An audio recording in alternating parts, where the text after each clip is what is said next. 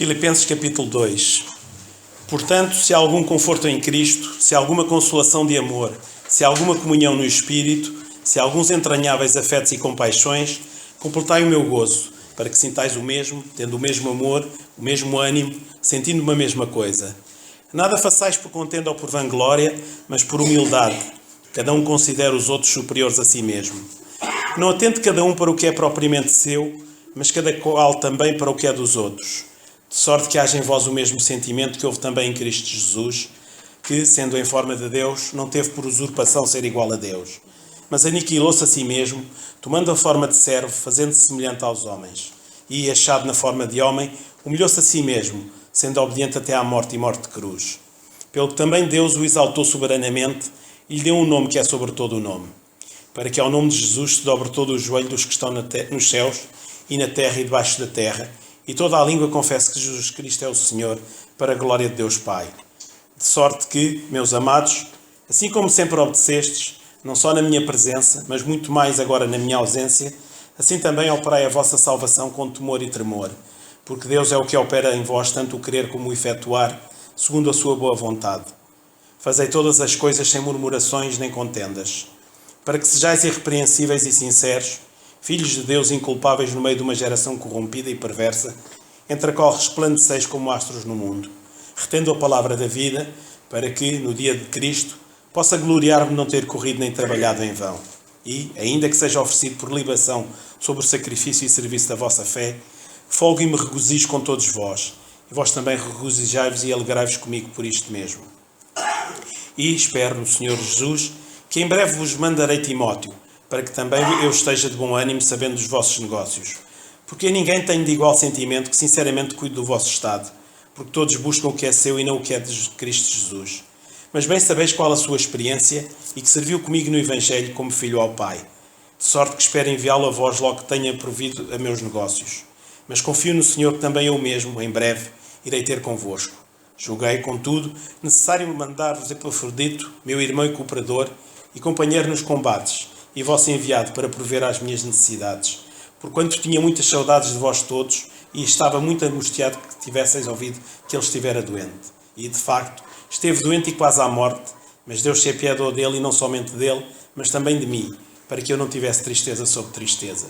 Por isso, vou-lo enviei mais depressa, para que, vendo-o outra vez, vos regozijeis, e eu tenha menos tristeza. Recebei-o, pois, no Senhor, com todo o gozo, e tendo-o em honra. Porque pela obra de Cristo chegou até bem próximo da morte, não fazendo caso da vida, para suprir para comigo a falta do vosso serviço. Amém.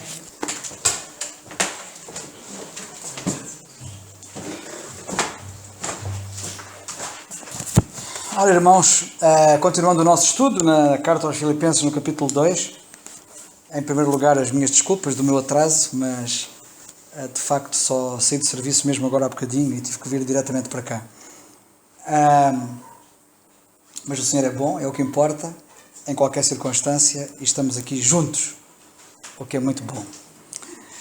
Chegamos agora à parte do capítulo 2 da Carta aos Filipenses, que tem a ver com Epafrodito.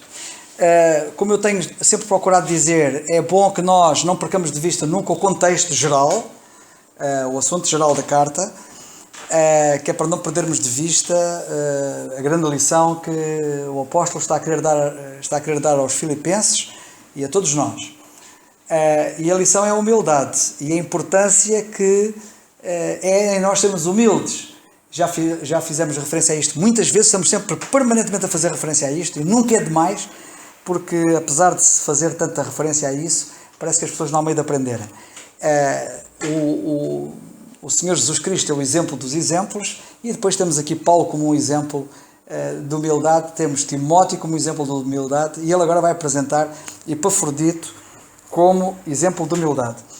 Eu gostava de referir um aspecto importante, que me parece que é importante, que é o facto de Paulo não se referir apenas a Epafrodito, mas nós vemos aqui ele dizer porque é que se refere a Epafrodito.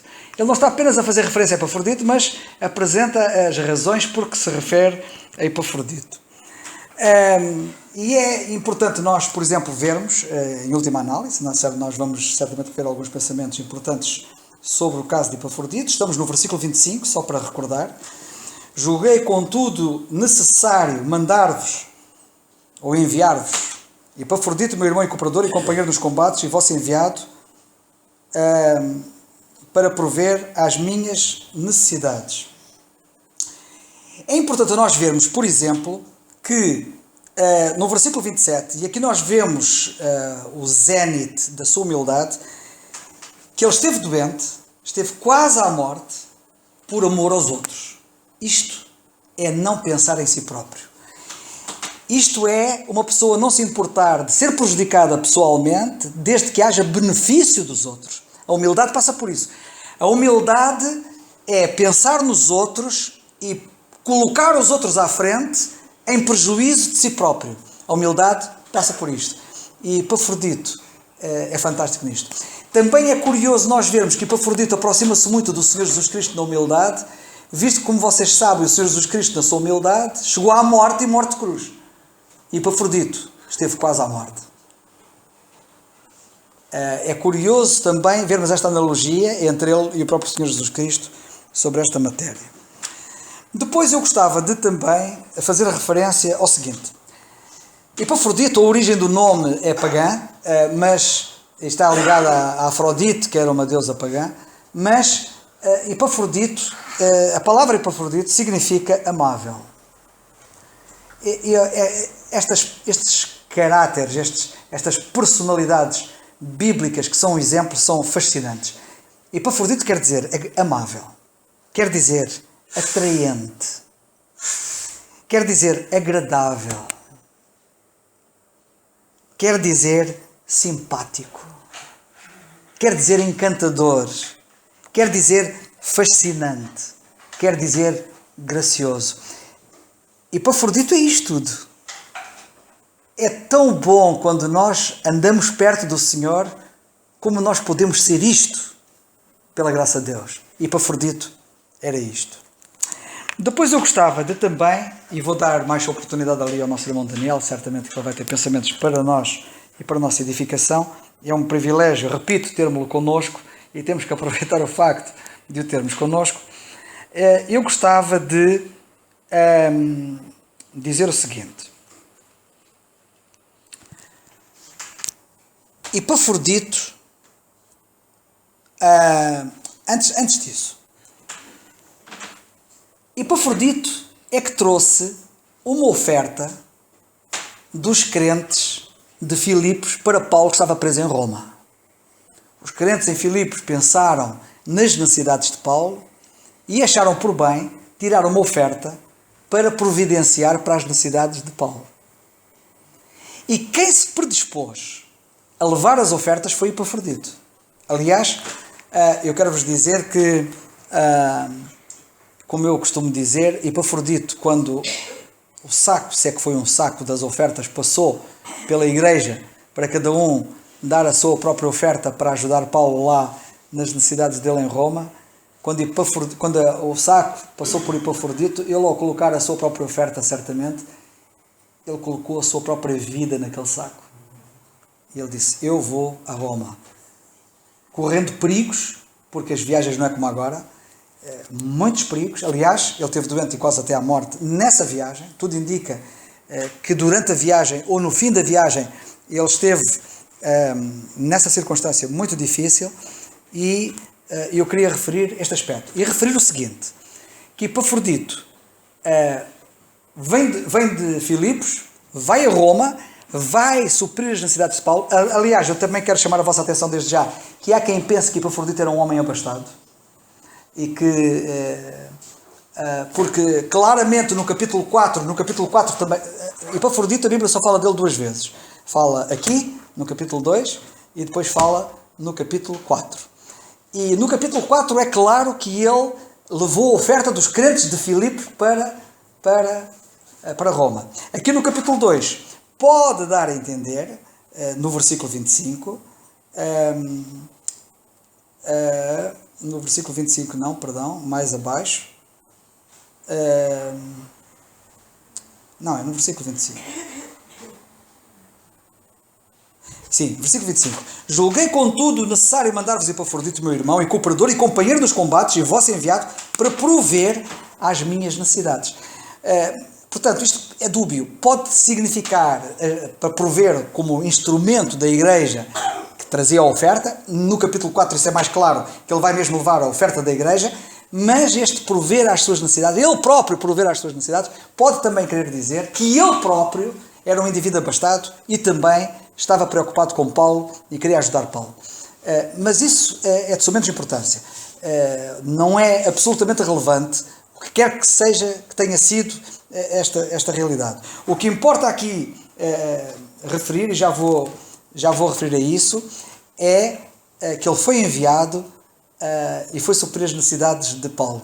E eu já vou dar um pensamento a esse respeito. Mas antes, eu quero dizer o seguinte. Portanto, ele vem de Filipos, vai a Roma, leva uma oferta a Paulo e depois vemos Paulo escrever uma carta para lhe entregar e ele levar a carta aos filipenses.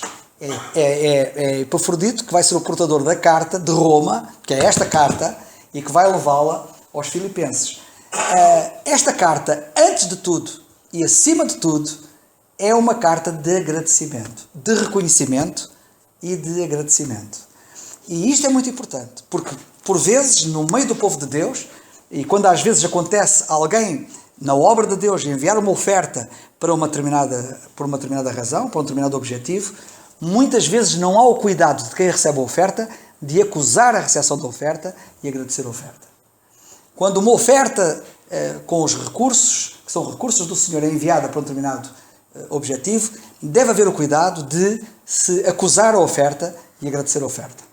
E é isto que a Bíblia nos ensina. É isto que aprendemos com Paulo. Paulo recebe a oferta, acusa a recepção da oferta e envia a oferta. Aliás, muito provavelmente toda esta situação difícil por que passou Epafrodito foi de tal forma difícil que ele demorou mais do que aquilo que seria expectável. E os crentes estavam muito preocupados em Filipos.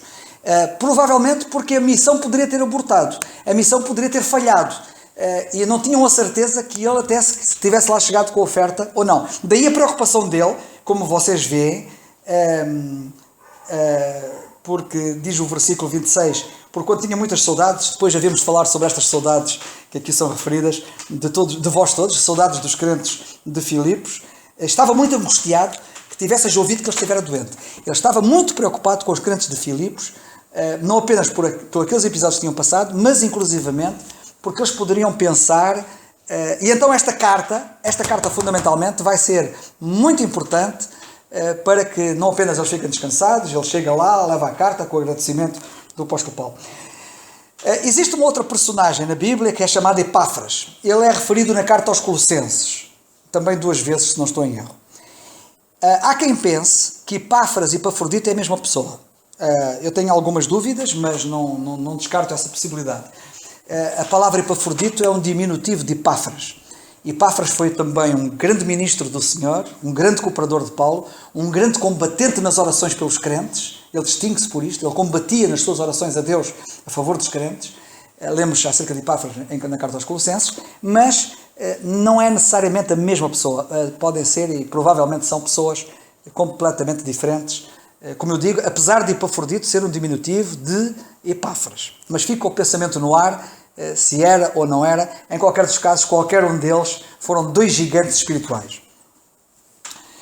Gostava de, depois de fazer referência ao facto que esta carta é uma carta de agradecimento, que é importante quando se lida com dinheiros na obra de Deus, as coisas serem muito transparentes.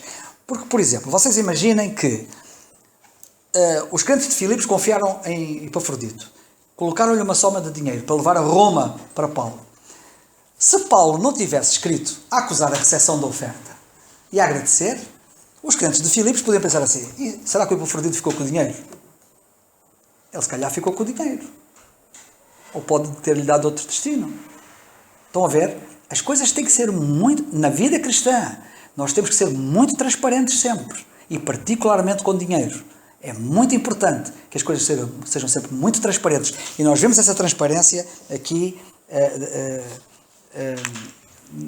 na relação com o dinheiro, quer da parte de Paulo, quer da parte de Epafrodito. Outra coisa muito importante. que também quero aqui referir. A diferença entre os missionários antigos e modernos. Nós, de facto, eu devo-vos dizer uma coisa. O cristianismo atual pouco tem a ver com a realidade do cristianismo bíblico que nós vemos na Bíblia e que a Bíblia preconiza. É uma diferença do dia para a noite.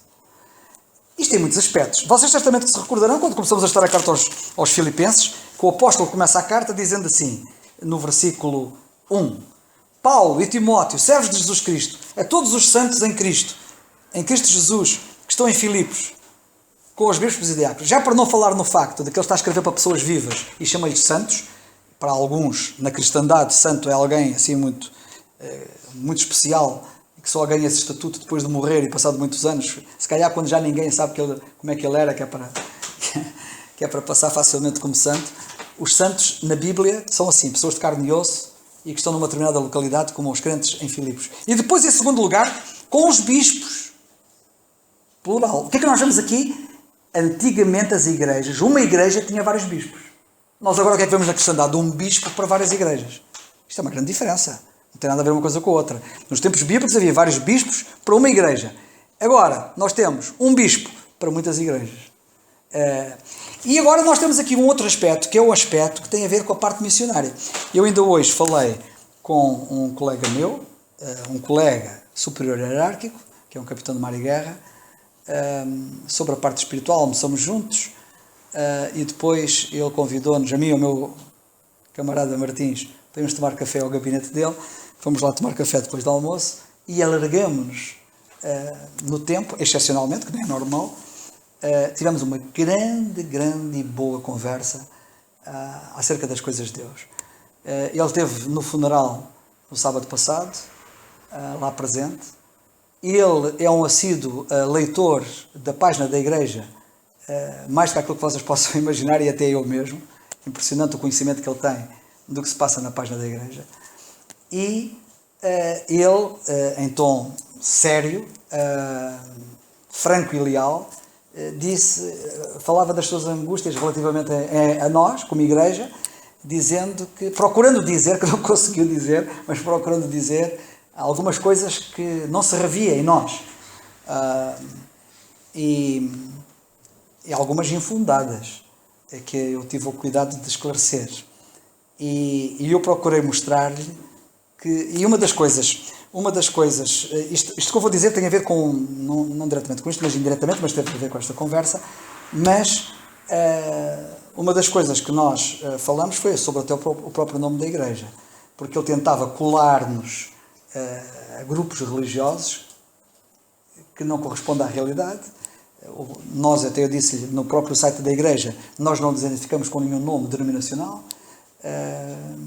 E eu disse-lhe a ele, inclusivamente, que o que é que tu tens a dizer é sobre a realidade, que é o meu Cristo. Eu não falo de nenhum nome de nenhuma igreja. Eu não falo na minha igreja, ou na igreja qualquer coisa. Eu falo no meu Cristo. É dele que eu falo, é ele que eu anuncio, é nele que eu creio, é ele que eu sigo. E citei-lhe aquele versículo do apóstolo Paulo que diz: o Senhor conhece os que são seus, e quem professa o nome de Cristo aparte-se da iniquidade. Quem professa o quê? O nome de Cristo. Não é outro nome. Eu não professo outro nome. O nome do Senhor Jesus Cristo é tão grande que não deixa espaço para mais nome nenhum. Tens alguma coisa a dizer sobre aquilo que eu professo, e eu sigo, e eu prego, e eu anuncio? O que é que tens a dizer sobre o meu Cristo? E, evidentemente, ele não tinha resposta para isto. E eu quero chamar a vossa atenção para o facto de que o cristianismo autêntico não tem nada a ver com muita coisa que pulula por aí. Tanto nestes aspectos que eu acabei de referir como exemplo, do capítulo 1 e do versículo 1, como aqui, o que temos no versículo 25. E sabem o que é que nós temos no versículo 25? Julguei, contudo, necessário mandar-vos Epafrodito, meu irmão e cooperador e companheiro dos combates, e vosso enviado. A palavra para enviado é apóstolos, no grego. A palavra apóstolo quer dizer enviado. Este é um dos apóstolos do corpo de Cristo, no sentido secundário. Mas é. Uma pessoa que é enviada é um apóstolo. Os apóstolos eram chamados apóstolos porque o Senhor os enviou. A palavra grega que é aqui utilizada para enviado é apóstolo. A palavra latina correspondente, muita gente não sabe, é a palavra missionarium, que deu a nossa palavra portuguesa missionário. Um missionário é um enviado na língua latina. Nós dizemos em português enviado. Em latim diz-se missionarium. No grego diz-se apóstolos. O que eu quero chamar a vossa atenção para vocês verem a diferença é que enquanto os missionários hoje em dia que são enviados para serem sustentados, os missionários de envergadura bíblica são enviados e sustentam. O apóstolo Paulo foi enviado e sustentava. Os que estavam comigo, as minhas mãos, eu trabalhei para com as minhas mãos suprir as necessidades, as minhas necessidades e daqueles que estavam comigo. Ele nunca pediu nada a ninguém. Esta oferta que estes crentes de Filipos lhe mandam, foram eles que acharam que ele estava em necessidade e mandaram-lhe uma oferta.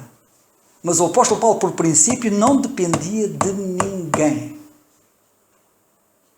E muitas vezes ele esteve em necessidade e passou fome por incúria dos crentes, como por exemplo os crentes coríntios, que falharam em estar atentos às necessidades de Paulo. Mas ele nunca pediu nada a ninguém. Mais, ele trabalhou com as suas mãos, e eu hoje fiz referência em relação àquele meu camarada. Sabem porquê é que eu fiz referência a isto? Porque estávamos a falar acerca naquele contexto de várias coisas, e depois falou-se acerca da vida, dos filhos, da carestia da vida, das dificuldades que as famílias têm, filhos a estudar, filhos na universidade, etc. e tal, e não sei o quê. E eu disse, mas vocês os dois, as vossas esposas, trabalham. E trabalham. Mas a minha mulher não trabalha. E ele disse assim, se não estou em erro, de certeza. Ele disse assim, mas tu ganhas dinheiro lá na igreja. Esta é a ideia que as pessoas têm. É a ideia que as pessoas têm porque é esta a imagem verdadeira de muitas igrejas.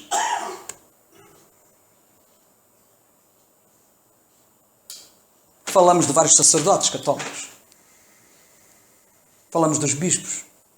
Achei curioso porque ele disse que eu devia ser capelão. Ele disse, epá, eu é que não estava atento, porque houve uma altura que o Dom Januário Turgal Ferreira, o bispo capelão das Forças Armadas, quando a lei mudou no país de estender a capelania a outras confissões religiosas, ele disse, epá, eu devia ter falado no teu caso. Olha, se calhar já eras almirante. Ele disse que capitão de mar e guerra.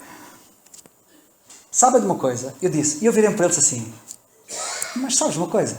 Ser capelão não é ter o cargo ou o ofício. Ser capelão é exercer o ministério de capelania na prática, que é o que eu faço diariamente com vocês todos. E muitos destes indivíduos são todos profissionais da religião, que têm cargos, mas não fazem nada. E nós estamos cheios de capelães, estamos cheios de missionários que são enviados esperando que alguém os sustente. Mas os missionários bíblicos são enviados e indo sustentam as necessidades dos outros e paforditam deles. Paulo é o outro. E podíamos continuar por aqui. E isto para mim é muito importante e eu quero deixar esta nota como uma nota muito importante e uma ênfase muito importante. 2 vezes nós vemos o seu envio. É enviado pela igreja, como lemos no versículo 25 na parte final, pela igreja em Filipos, para prover às necessidades de Paulo. E agora Paulo envia, como lemos no versículo 25 na parte inicial, mandar-vos Epafrodito, envia Epafrodito para aqueles crentes. Há uma última nota, antes de eu passar a palavra ao Daniel, que eu gostava de colocar aqui. Se Epafrodito, esta é uma outra que temos que aprender. Nós temos aqui muitas coisas para aprender, temos aqui grandes lições, que eu acabei de deixar no ar. Há uma outra lição muito importante que eu gostava de deixar no ar, que é muito importante. Se Epafrodito estava numa missão divina, se Epafrodito estava numa missão importante para Deus, para a obra de Deus, porquê que ele ficou doente? Porquê que ele ficou quase até à morte? Prezados irmãos, ouçam o que eu vos vou dizer. Nós temos que mudar a nossa mentalidade errada, humana, e passarmos a ter a mentalidade de Deus. Pensar. Por isso é que a gente precisa ler muita Bíblia. Precisamos ler muita Bíblia para nos familiarizarmos muito com a Bíblia e bebermos do Espírito de Deus da Bíblia. Que é para quando nós pensarmos e sentirmos e reagirmos, fazermos à moda da Bíblia.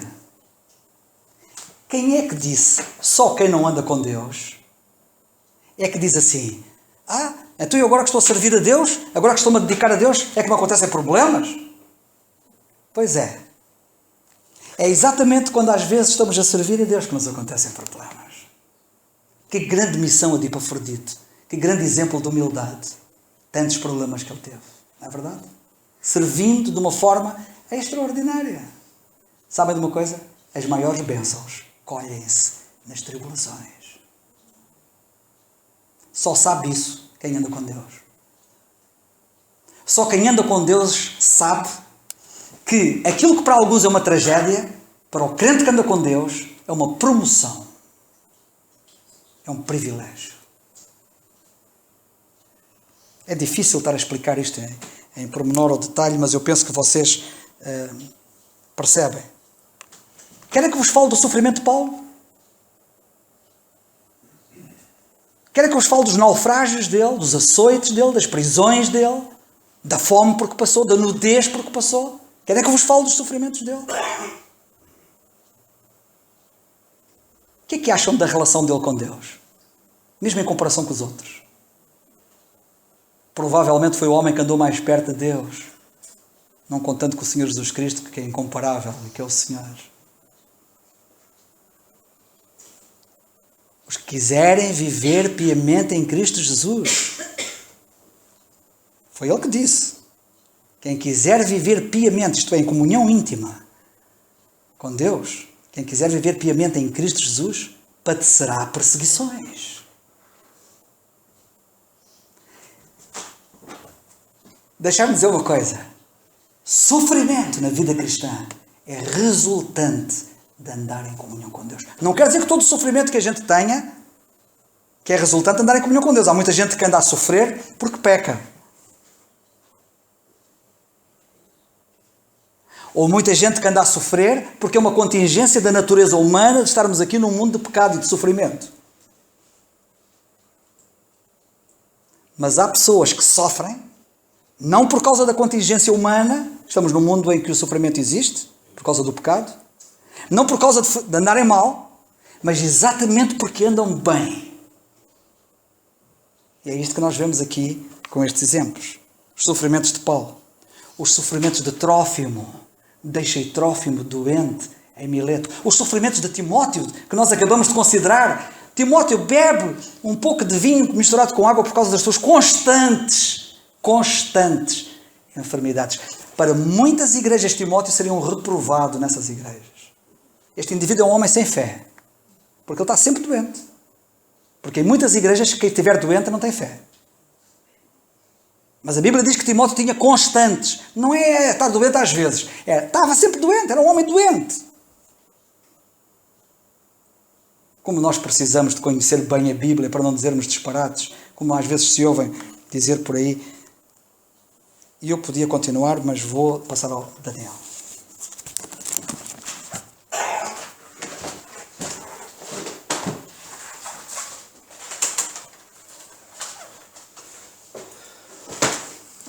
Boa noite. E continuaria muito bem, irmão Carlos. Gostava, antes de mais nada, de dar as minhas saudações, obviamente dos irmãos desta reza, mas também do nosso irmão que está no Luxemburgo, o Paulo, de Algeriz.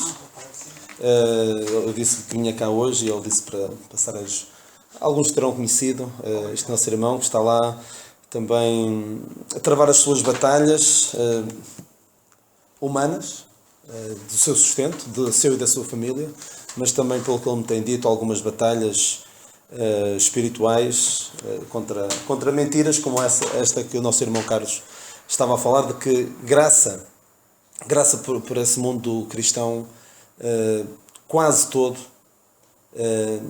esta ideia de que o plano de Deus para nós, crentes, para os seus filhos, passa por vivermos vidas com algum desafogo financeiro, saúde,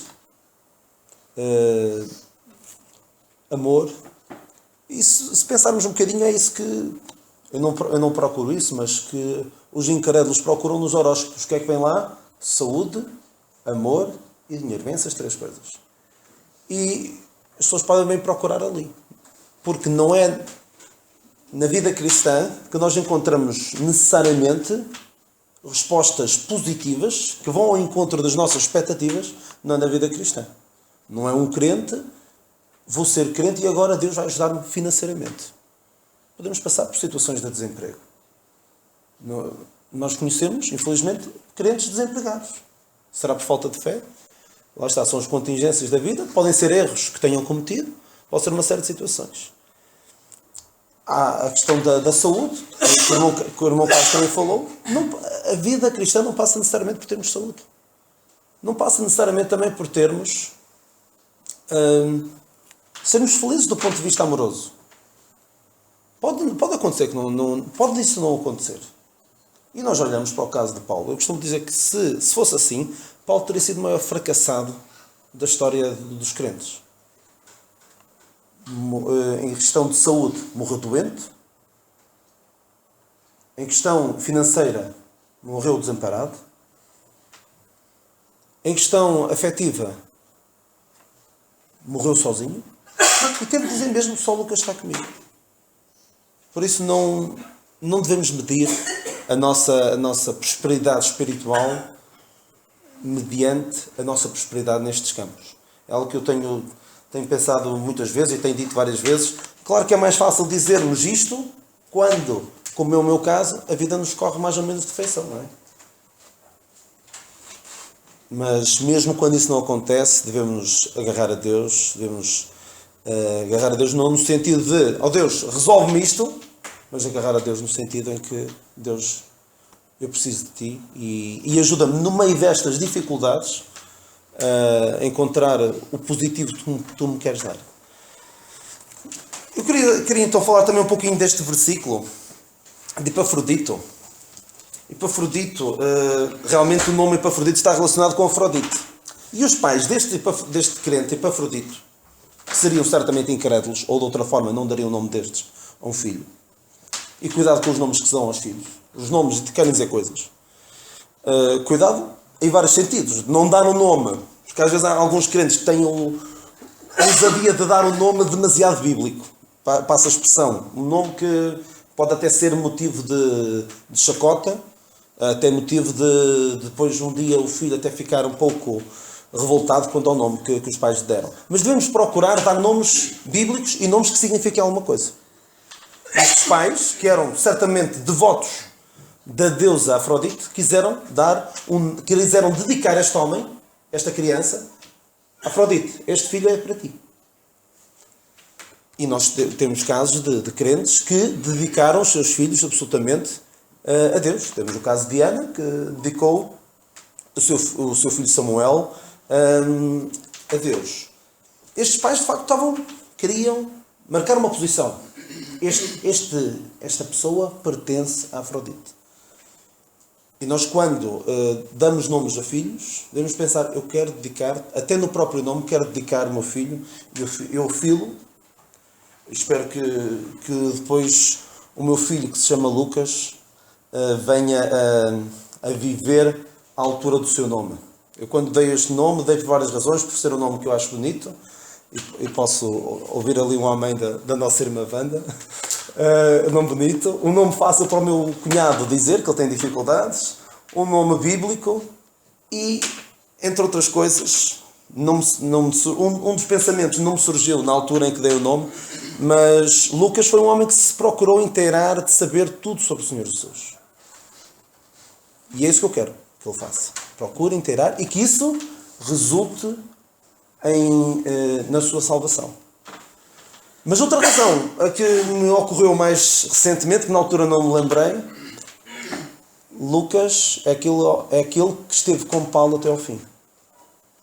E é isso que eu quero dizer para ele. Não é com Paulo, porque Paulo é aquele que nós adoramos, não. Porque Paulo é aquele a quem Deus confiou esta mensagem gloriosa da graça de Deus, e eu quero que ele possa dizer, Paulo pudesse dizer, Lucas está comigo.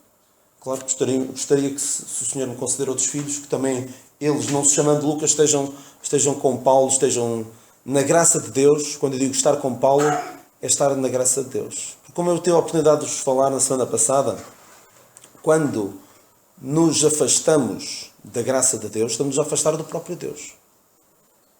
Depressa passasseis daquilo que vos chamou a graça de Deus para outro evangelho, não é? Eles afastaram-se de Paulo, e ao afastarem-se de Paulo estavam-se a afastar do próprio Deus.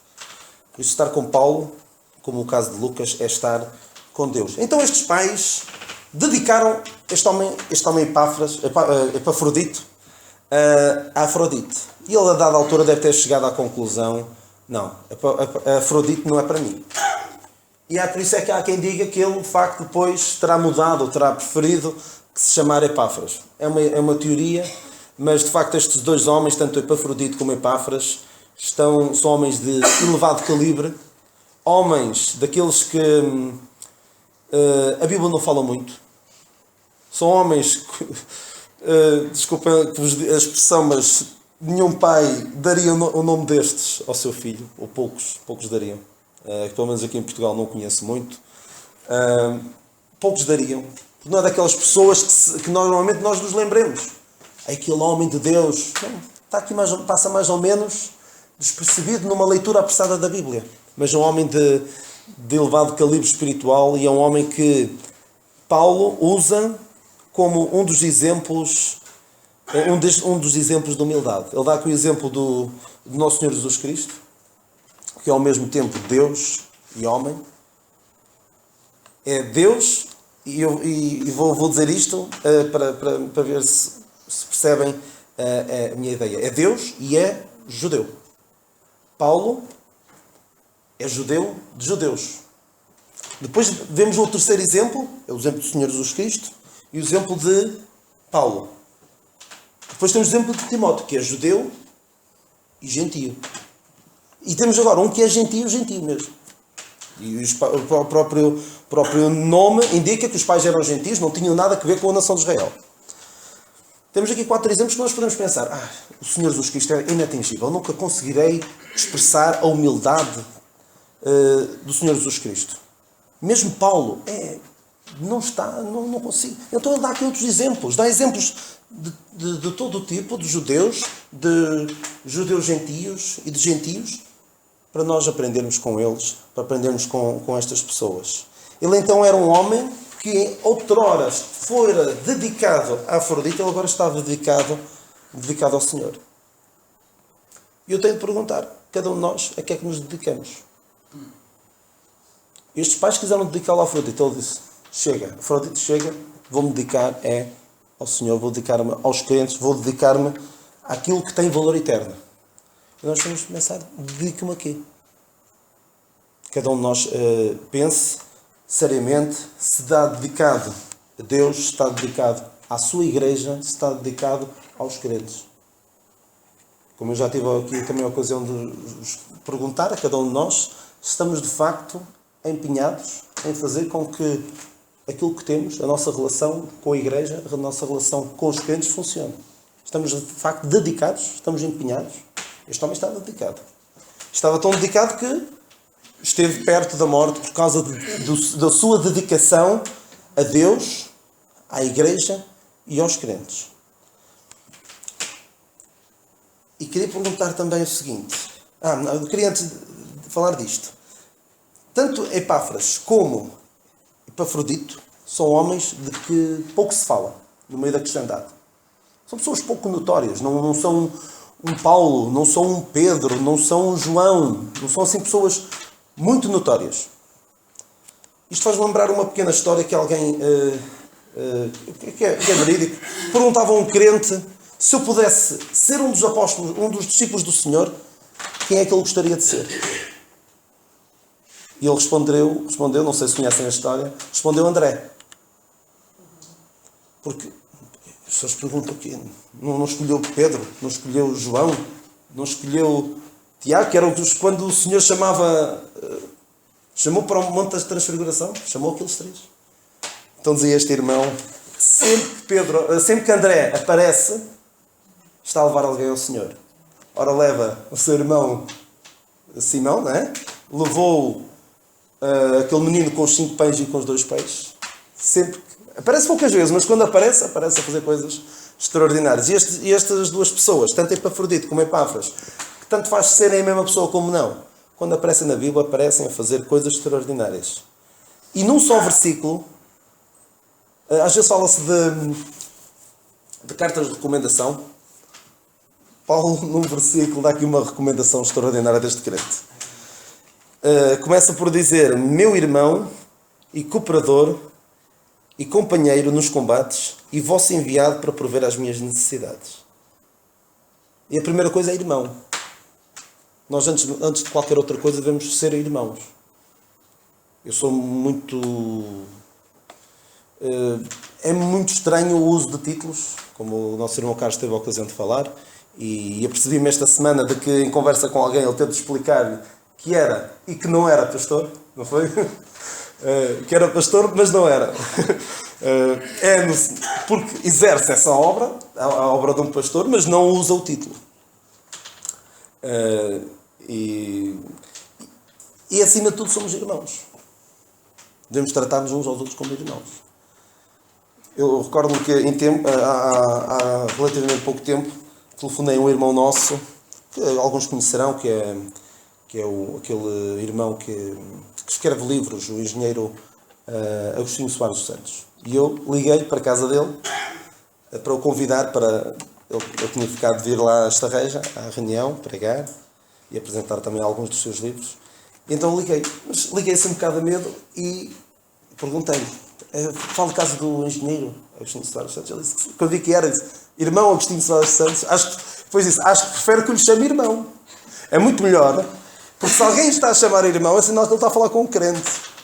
E deve ser muito para nós, muito mais.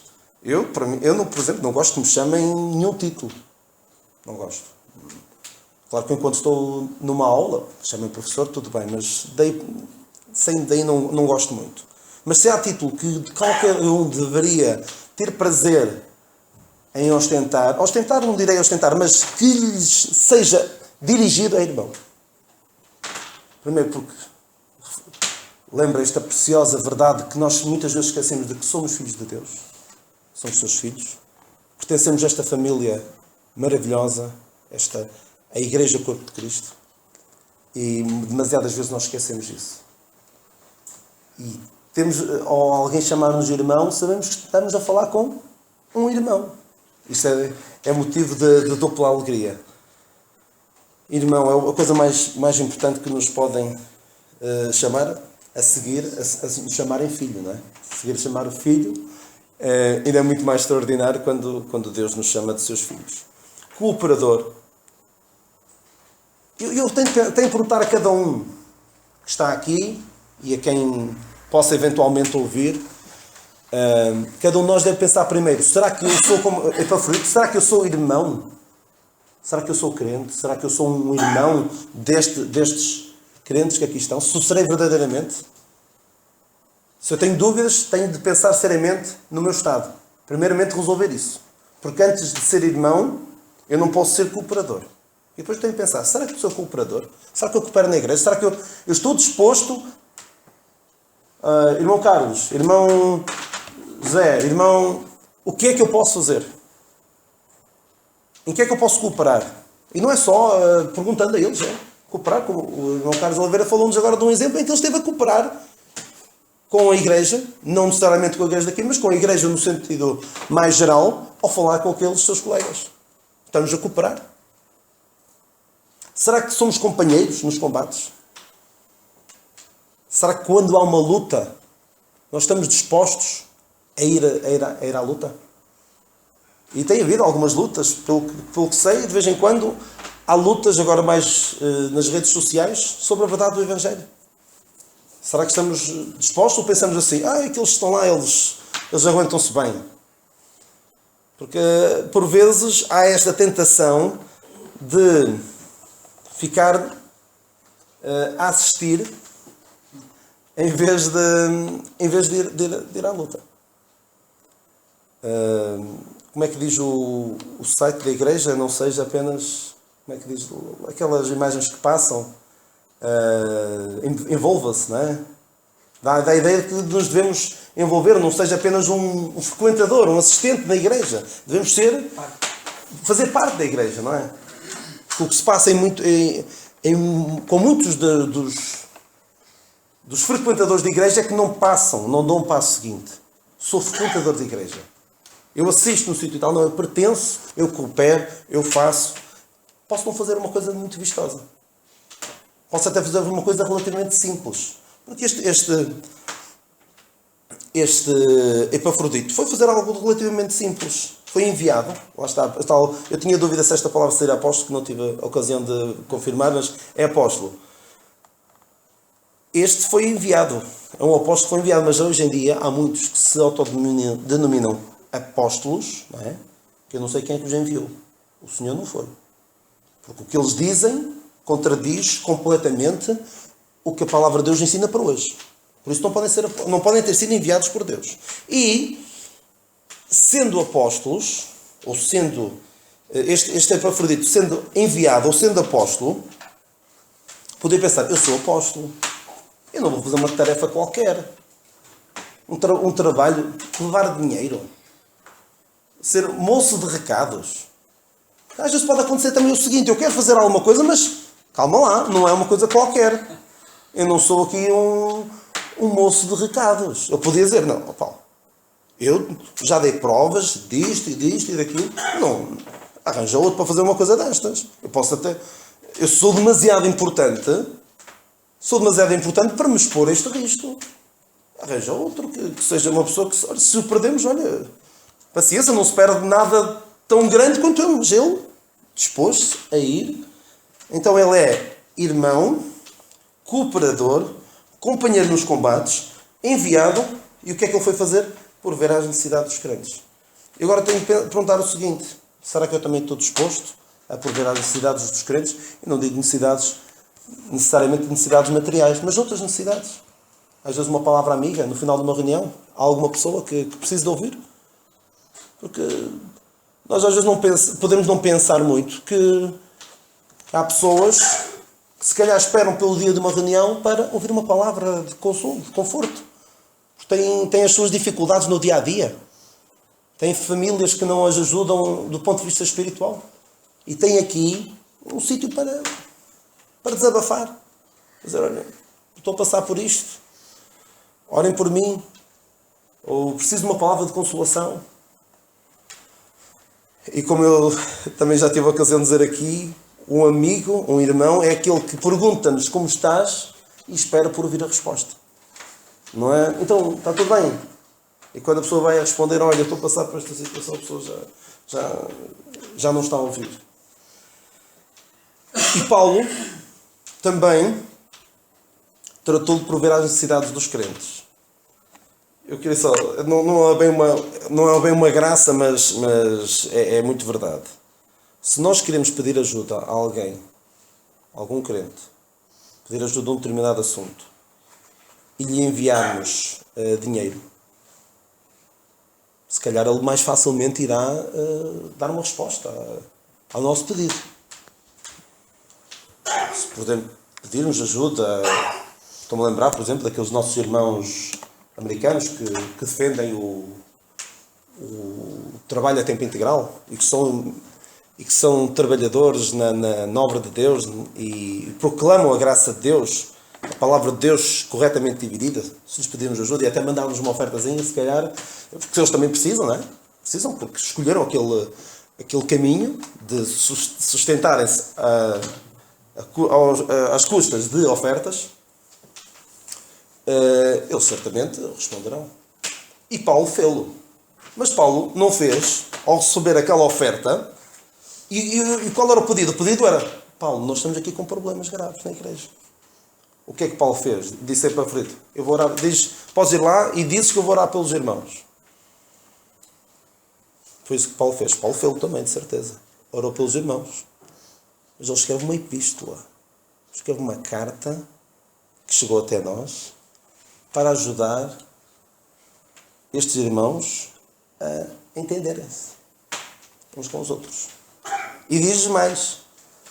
Eu mandei para Epafrodito, depois vou mandar aí Timóteo para ver como é que está, qual foi o efeito desta epístola. Ou seja, não foi só dizendo, vou escrever aqui qualquer coisa e olha, agora desenrasquem-se, ficam por vossa conta. Tem aqui tudo, dou-vos aqui estes exemplos todos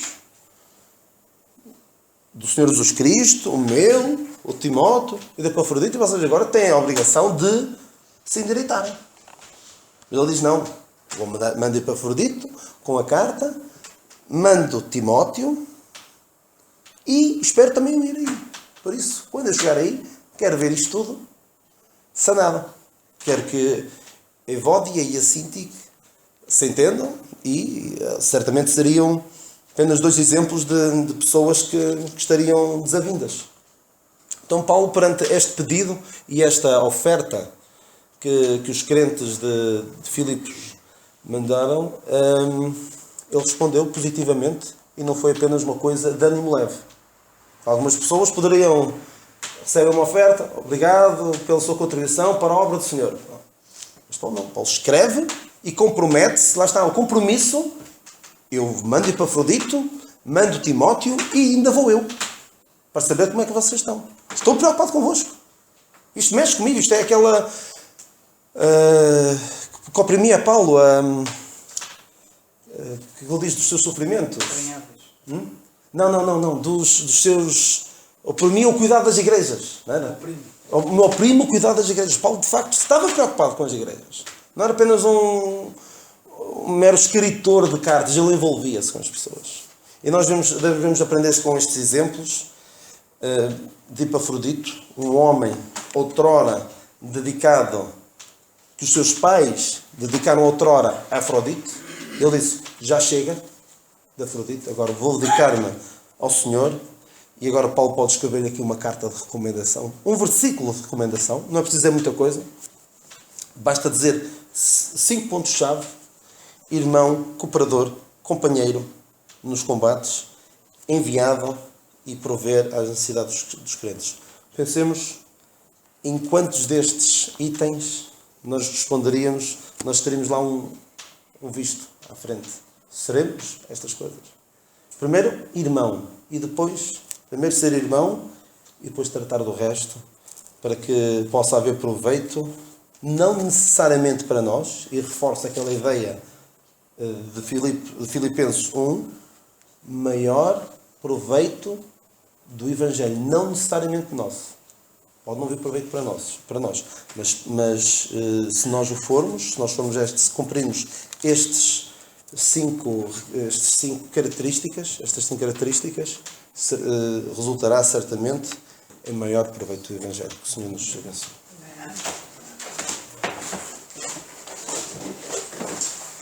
Graças a Deus.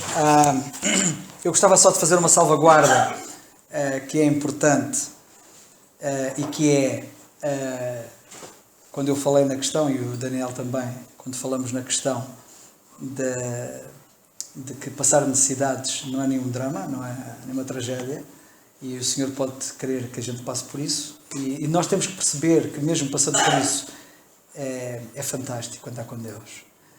Mas eu quero ao mesmo tempo salvaguardar o facto de que o Senhor também supre necessidades físicas. Supriu, no caso de Epafrodito, que curou daquela situação em que ele estava e não permitiu que ele morresse, e supriu as necessidades materiais de Paulo. O Senhor ouve as nossas orações e muitas vezes supre as necessidades. O que eu quis apenas dizer não foi negar isso. O que eu quis apenas dizer, porque isso fala-se muito, o que eu quis apenas dizer é daquilo que não se fala. Passar por isso não é nenhuma tragédia. Pode ser a maior promoção porque nós passamos quando andamos com Deus. Que eu queria sublinhar isso. E por último, a nossa hora está terminada. Quero dar graças a Deus por termos o Daniel connosco. Porque é de facto uma mais-valia termos-lo connosco. E eu dou graças a Deus Olha, até te digo mais, eu estou tão contente, que estou mesmo contente. Estou contente, a sério, porque vejo que o Senhor, isto é obra de Deus, isto é mão de Deus, isto não é fábrica humana. Ainda hoje eu tive a ocasião de dizer àqueles meus colegas que isto não se fabrica, não são homens que fabricam os dons de Deus, é Deus que os dá. E eu dou graças a Deus, porque é claro que Deus dá os dons, mas tem que haver aplicação da parte daqueles que recebem os dons e esforçarem-se por servir o Senhor, como o Daniel tem feito e está a fazer. Mas eu dou graças a Deus, porque o Daniel é muito mais novo que eu.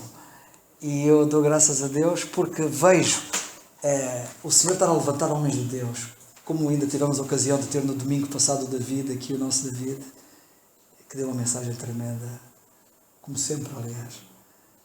E eu dou graças a Deus. A sério, eu louvo o Senhor por ver o Senhor continuar a fazer a sua obra e a levantar aqueles que Ele quer. E nas nossas orações, irmãos, devemos continuar a orar pelos mais novos. E pelos mais velhos também. Eu também preciso que orem por mim. Mas orar pelos mais novos, para que Deus levante cada vez mais um exército para o servir, porque Ele merece. Ele é digno. E eu digo-vos uma coisa. Eu dou graças a Deus por estar aqui esta noite e ouvir este ministério da palavra tão rico, tão abençoado, e tão bíblico, tão são, tão profundo. Que o Senhor nos ajude. Irmão Carlos Lage vai terminar com oração, por favor. Venha aqui à frente orar, pode ser?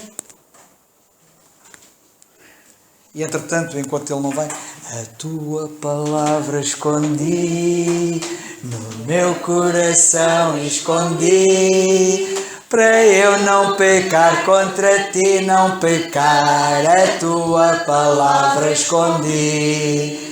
Para eu não pecar contra ti, não pecar, a tua palavra escondi. Graças a Deus.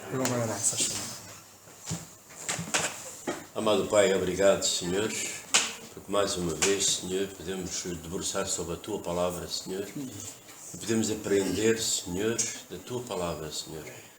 Continua, Senhor, a dar sabedoria aos teus servos, para que eles possam aprender mais e mais para poder, Senhor, transmitir a cada um de nós, Senhor.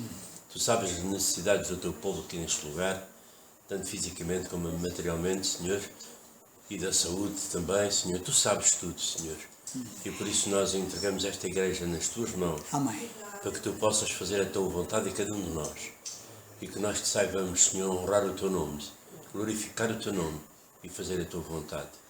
Despede-nos agora, Senhor, com a tua graça e com o teu amor. Dá-nos uma noite de descanso, paz. Pelo dia de amanhã, se for a tua vontade, que nós continuamos aqui. E tudo isto nós te agradecemos e pedimos no nome do Senhor Jesus Cristo. Amém.